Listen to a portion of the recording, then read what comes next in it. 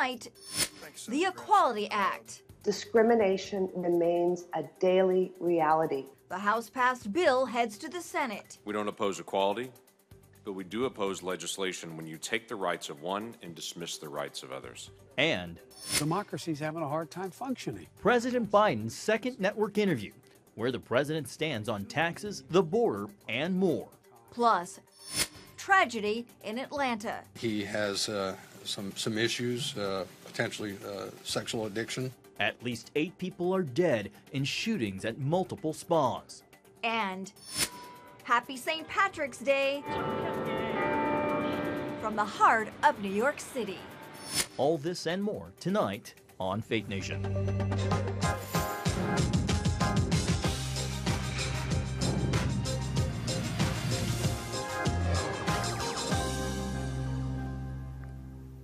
Well, a historic face-off on Capitol Hill today. Welcome to Faith Nation. I'm Tara Mergener. Good evening, and I'm John Jessup. In the spotlight, LGBTQ rights over legislation called the Equality Act, supported by Democrats. But many Republicans counter the legislation would crush religious freedom. CBN's Jenna Browder followed the hearing and begins our coverage tonight.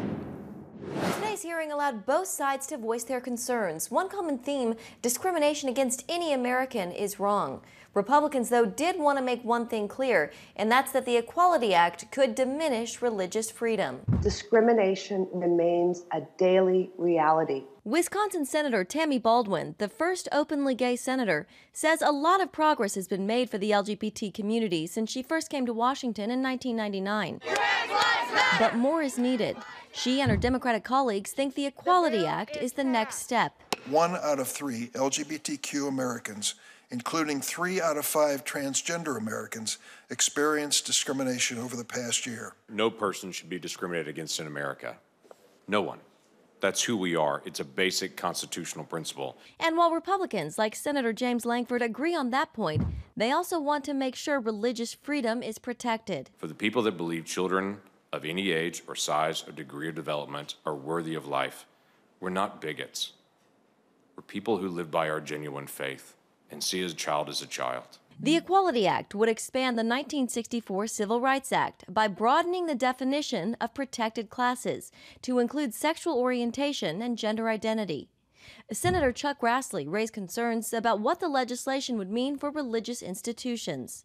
What will happen to Catholic or Methodist-affiliated hospitals, which provide excellent service to the public, if this bill is enacted? And for women's sports. This accomplished athlete has been forced to compete against biological men. Conservative groups like the Heritage Foundation and Family Research Council oppose the Equality Act, and nearly 60 black pastors have signed a letter voicing their opposition to it too. They're endorsing the Fairness for All Act instead, which would offer LGBTQ civil rights protections in areas like housing and employment, while still protecting religious freedom. And the Equality Act does face an uphill battle in the Senate. Senator Susan Collins of Maine has said she will only support it if certain amendments are made, including religious exemptions. Jenna Browder, CBN News. All right, Jenna, thank you. For more now, let's bring in Penny Nance, president of Concerned Women for America. Welcome back, Penny. We just heard Jenna's report on the Equality Act. What is your biggest concern about this? Well, you did a great job of outlining the fact that it diminishes the rights of people of faith. This is wrongly named. It should be called the Inequality Act. Women of faith, women on sports teams, medical professionals would have their rights diminished because they would be forced. This is really important for your audience to understand. This bill would take gender identity and elevate it to the same level as race. So if you refuse to take part as a medical professional in their transitioning surgery or cross-sex hormones, you would be labeled a bigot, you could be fired, you would be open to lawsuits, it would be considered discrimination. Those two things are not the same thing. An immutable characteristic like race is not the same thing as how you would define yourself. And it's a very tricky world. We need to protect the rights of everyone. We need to love love every single person. But as people of faith, we can't back down on what we believe the scripture tells us and how God uniquely created women. Our voice at Concerned Women for America is essential to this issue, and we're not stepping back from it. Penny, as you were just saying, there is a balance. You know, I was reading earlier today to the LGBT community. They feel like they're closer to securing these rights than ever before, especially after last year's Supreme Court ruling banning workplace discrimination for LGBTQ Americans. Penny, with a shift in public attitudes and Democrats controlling the agenda, how tough is the battle this go around? Well, I would make their point's a good one. In this world, it is not acceptable to be unkind and mean and discriminatory against anyone. We have changed so much as a society in some really good ways. But that's a different thing in suggesting that we're raising this new right into the civil rights law in order to make it open for Christians. By the way, I've got to say the Fairness for All Act is bad. It is not a good answer. We oppose it because it might protect a few little people at maybe some churches, but it doesn't do anything for women's sports. It doesn't do anything for women athletes. It doesn't do anything for medical professionals. It still opens them up for lawsuits and being fired and all sorts of horrible things. So this is a very serious topic, and I understand that the woke left really wants to, really drive this point home. I believe that there is another pathway. Penny Nance, thank you so much for joining us today. We appreciate always your insights. Thank you. God bless. All right, tonight we are learning more from a wide-ranging news-making interview with President Joe Biden. That's right, Tara. In an exclusive with ABC News' George Stephanopoulos, he tackled some of the biggest foreign and domestic issues of the day. Here now, CBN White House correspondent Eric Phillips. Eric, a lot of people wanting to hear what the commander-in-chief had to say. John and Tara, that's right. And it would seem that the president came ready for him. Stephanopoulos asking about everything from the troops in Afghanistan to the war on COVID, beginning with the pandemic and the president's frustration over vaccine hesitancy. I just don't understand this sort of macho thing about I'm not going to get the vaccine. I have a right as an American, my freedom to not do it. Right off the top, the president called on Americans to continue wearing masks, washing their hands, social distancing, and to get the shot. Well, why don't you be a patriot? Protect other people. When asked about the increasingly urgent situation at the southern border, the president said his administration is working on a plan to get unaccompanied children who cross the border appropriately housed and safely back to loved ones. Do you have to say quite clearly, don't come? Yes. I can say quite clearly, don't come. And what we're in the process of getting set up, and it's not going to take a whole long time, is to be able to apply for asylum in place. The current sexual harassment scandal involving New York Governor Andrew Cuomo, also a hot topic, something the president has kept at arm's length. If the investigation confirms the claims of the women, should he resign? Yes, I think he probably end up being prosecuted, too. On to another leader, Vladimir Putin, and what Biden told the Russian president about claims of him once again meddling in the 2020 presidential election. I know you and you know me. If I establish this occurred, then be prepared. So you know Vladimir Putin. You think he's a killer? Mm-hmm. I do. The president said he's deciding now whether to withdraw troops from Afghanistan by May 1st as part of an agreement former President Trump reached with the Taliban. Something Biden calls, quote, not very solidly negotiated. And where getting legislation through Congress is concerned, Biden had this to say about the controversial filibuster that can stall legislation in the Senate. I don't think you have to eliminate the filibuster. So you're for that reform? You're for bringing back the talking filibuster? I am. Talked about his intention to raise taxes on those making $400,000 a year or more, something that has been rebuffed by Republicans. Eric Phillips, CBN News. Here with us now, Rick Klein, ABC News political director. Rick, welcome back. George's interview with the president made a lot of news on several fronts, from immigration to Vladimir Putin. Rick, what stands out to you most? I think it was a strong message that he was sending on a number of fronts. I think the Andrew Cuomo comments saying that if the allegations are true, he should resign, maybe face prosecution, calling Putin a killer directly. And I also think on the immigration issue, the direct message to would-be migrants who would arrive at the border, don't come, or at least don't come yet, until there's a system up and running. So he's selling this big COVID package, a lot on the president's plate, but it really felt like he is digging in right now, just past the midpoint of the first 100 days. And Rick, ABC News scored the second big TV interview. CBS had won pre-Super Bowl. It comes after more than 50 days in office. Next Thursday, President Biden is scheduled to give his first major press conference. Why the wait? It has been a historically long time coming for a first news conference, as well as for some sit-down interviews. I think from the White House perspective, they see how things are shaping up, and frankly, it's just a tool in the toolkit from their perspective. It isn't something that they need to do as much as it's a luxury right now. That'll change in any White House. I also think we're still getting used to the difference between the freewheeling Trump White House, where the president was taking questions multiple times a day, often giving, if not news conferences, some versions of interviews, at least to select outlets.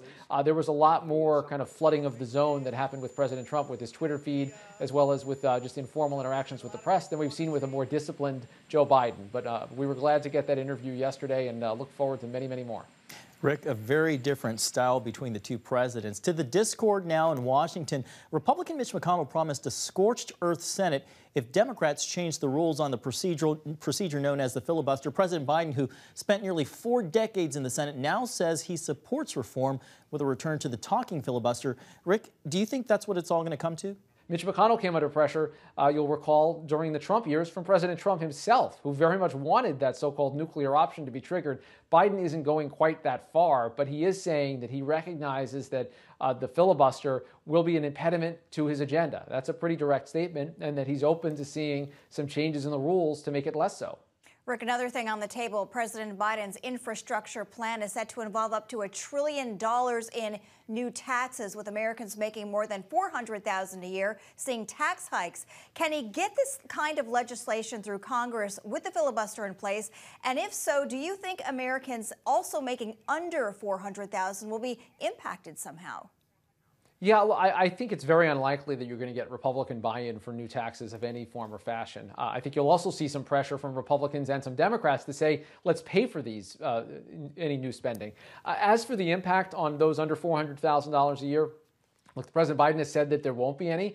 It's a hard thing to guarantee. The tax code is a complicated thing. Often you'll have fees and other things that do impact Americans more broadly. It's a very hard promise to deliver on, and you know that he's going to be scrutinized every step of the way as he tries to deliver on it. So the idea of bipartisan cooperation on something that raises taxes, to me, is hard to discern. And that it may be another area where the filibuster either changes, goes away, or that's where the Senate just blocks something entirely. All right, Rick, a lot of moving parts, that's for sure. Thank you so much for your insights. Thank you. Coming up, President Biden's Homeland Security chief takes the hot seat as child migrants continue to flood the border and tax the system. What he had to say when we return.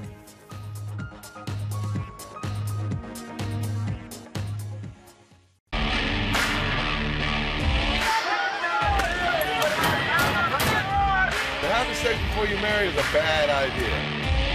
Don't tell me there's no such thing as gun violence. That just depends on your definition of when life begins. Watch Dan and Dale tackle trending topics that test your faith on the next Faith Wire, Monday night at 9:30.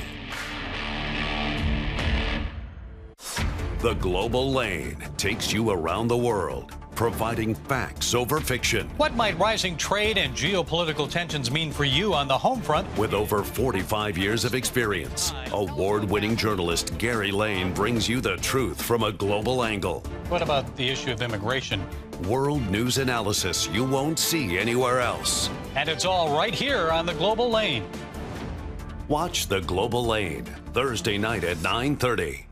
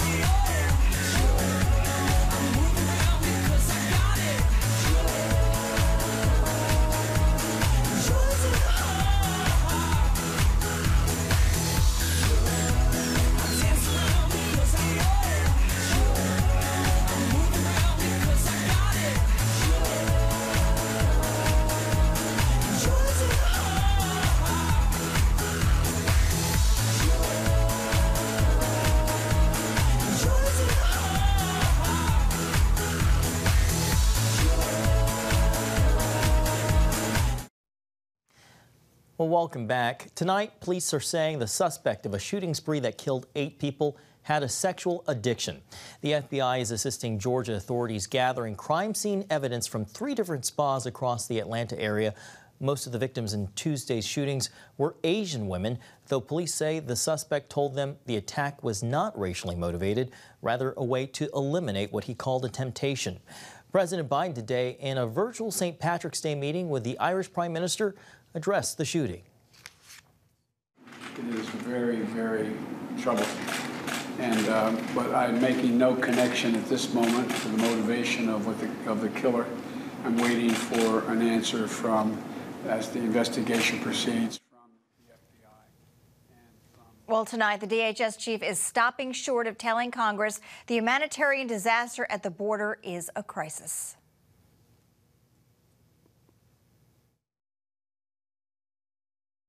The situation is undoubtedly difficult. We are working around the clock to manage it, and it will take time, but we will not waver in our commitment to succeed. Addressing the influx of thousands of unaccompanied children at the border, Secretary Alejandro Mayorkas said he is increasing HHS capacity and FEMA is now supporting the effort. We have taken a series of actions to address the increase in the number of unaccompanied children at the border. We have increased our capacity to hold the children until HHS can shelter them while it identifies and vets the children's sponsors. This is the number of unaccompanied child migrants under 18 in Border Patrol custody jumps 25% just since last week. When we come back, happy St. Patrick's Day from America's Parish Church, why its history mirrors the history of New York City.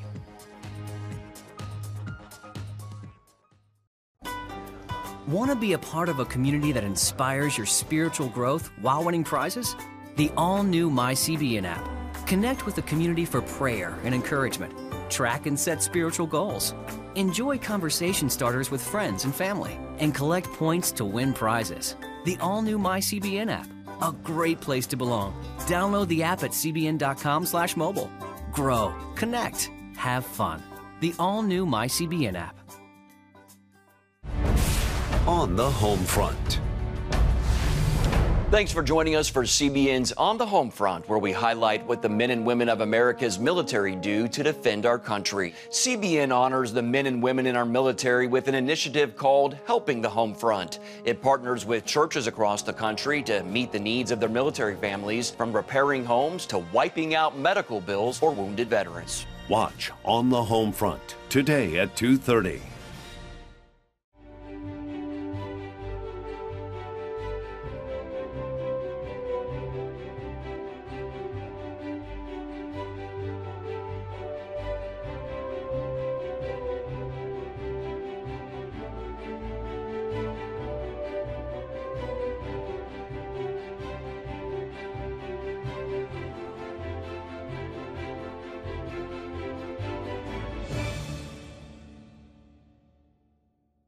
Too often, we carry baggage from our past. You know what it's like. It affects everything and everyone in our lives. It's always there, weighing us down and keeping us from achieving true happiness. But do you know God never meant for us to be trapped in the past? You can be free of your baggage. Learn how God's forgiveness leads to changed lives and new beginnings. Call the 700 Club. Tara, I think you're going to love this next story. Very fitting. It has stood in the heart of New York City for more than 140 years. We're talking about St. Patrick's Cathedral, which is called America's Parish Church. And like the city itself, the cathedral is a melting pot and a beacon to all Americans. CBN's Gabe LaMonica now brings us the storied history of this magnificent church. The iconic Cathedral of New York wasn't always in the heart of the city. In fact, the history of St. Patrick's Cathedral mirrors the history of New York City itself. Before the sound of traffic locked horns with the music of church bells, and before the building tops soared above its spires, St. Patrick's Cathedral was the only skyscraper in town. When Irish immigrants laid the cornerstone in 1858, they set in motion a building that would span generations. Immigrant Irish laborers with no machines, no electricity. To tell the story of America's great cathedral, we have to begin here in Little Italy, where the old St. Patrick's was built some 50 years before its successor. Now this is considered Old New York, but at the time, again, anything north of Wall Street was, you're on your own out there. Father Brian Graby is the pastor of the Basilica of St. Patrick's Old Cathedral. This is where Michael Corleone became the Godfather in that infamous baptism scene. Do you renounce Satan?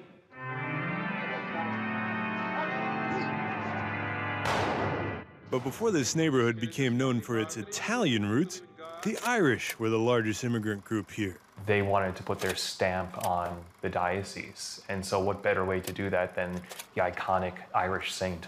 When finished, Old St. Pat's was the largest indoor space in New York, standing in a dangerous place for Catholics and immigrants. Is this it, priest? The Pope's new army? Nativist gangs in nearby neighborhoods, like those depicted in Martin Scorsese's Gangs of New York, led the bishop to take extra precautions. There's a tunnel underground that leads from the bishop's house into the cathedral.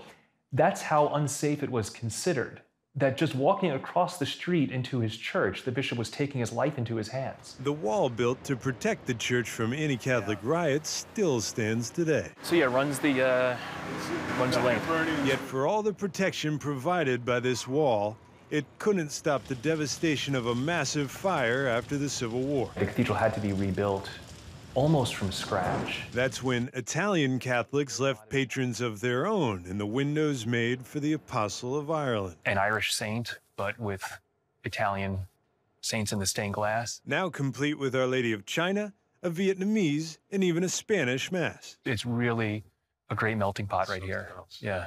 Those who first came to the Lower East Side of this island can still be found resting in the tombs beneath Old St. Pat's. We can go inside. Let's do it. Absolutely. Inside these catacombs lie the remains of a Civil War general, complete with an altar where Father Graby still serves Mass. Members of the general's family were buried down here. That's not the only Civil War connection between these two cathedrals. It all started with a man they called Dagger John, an Irish immigrant who became the first Archbishop of New York. Well, I'm sure he looks down from heaven and says, I had the right idea. Bishop John Hughes' vision of a new cathedral in uptown Manhattan became known as Hughes' Folly. When the Civil War delayed construction, Hughes was sent as an emissary for the North. So Abraham Lincoln used him, or asked him for his help, in going through parts of Europe to convince some of the European governments not to aid the South during the Civil War, but to stay with the Union. Sadly, Archbishop Hughes never saw his vision through. He died before the war ended, yeah. When the new St. Patrick's was completed, they moved the Archbishop's body from these crypts to this resting place, underneath the altar of the building he started. So these are all of the Archbishops of New York, are all buried here.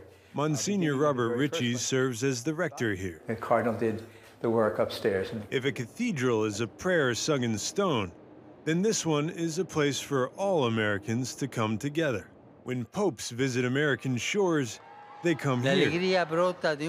And from the assassination of President Kennedy to the World Wars and 9/11, Americans look to St. Patrick's for strength in the face of tragedy. When 9/11 happened, again, the cathedral was filled with people crying and praying over the terrible tragedy. And during the months after the incident, funeral after funeral after funeral took place here at St. Patrick's.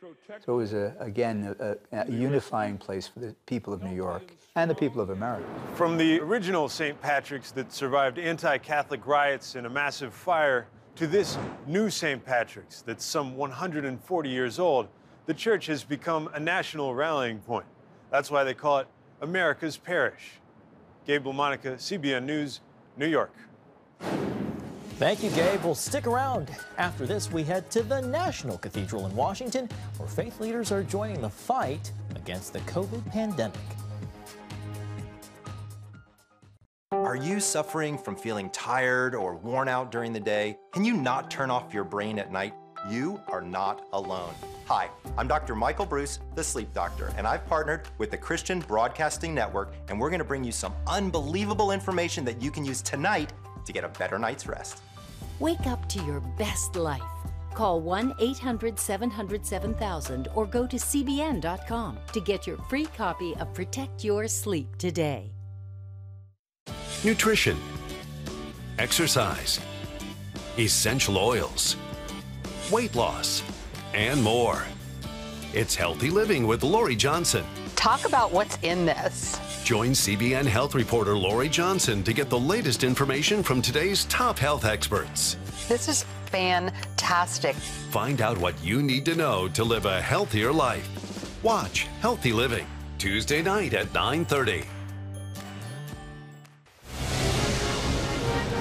Woohoo! Hi, Superbook fans. Here's something else you'll love. It's the new Superbook Bible app. It's packed with games, activities, and Superbook episodes that you can watch for free. Oh, no! There's trivia, a fun daily devotional, and answers to your Bible questions. Plus, an easy-to-understand Bible the whole family will enjoy. You can even create your own Superbook character. Ta-da! Whoa! No Spur Falls, man. Sorry, pardon me. Sorry, excuse me. Ouch! Are you getting this? Earn super points to win daily prizes, too. And so much more! Time to get back to my adventures. See you soon. It's the new Superbook Bible app. Free downloads on iTunes, Google Play, and Amazon. Finally, tonight, religious leaders are joining in the public awareness campaign to encourage parishioners in their pews to get their vaccines. That is right. Faith leaders came together to promote vaccinations last night at the Washington National Cathedral, and some familiar faces joined them to demonstrate the importance of vaccinating the religious community to end the pandemic as soon as possible. As a believer and a scientist, I can see the opportunity to use the tools of science as a chance to be part of God's plan for healing. The vaccines have in many ways for many people been an answer to prayer. They are safe and effective beyond what we had a right to expect. And yet, they will not help people by sitting on the shelf. The faith leaders said they're committed to spreading the truth about vaccines from the pulpit to help dispel some of the misinformation found on the internet and social media. It's good to see them rolling up their sleeves and trying to set a good example, Tara. Exactly. All right, that's going to do it for Faith Nation. Thank you so much for joining us. We hope to see you right here again tomorrow.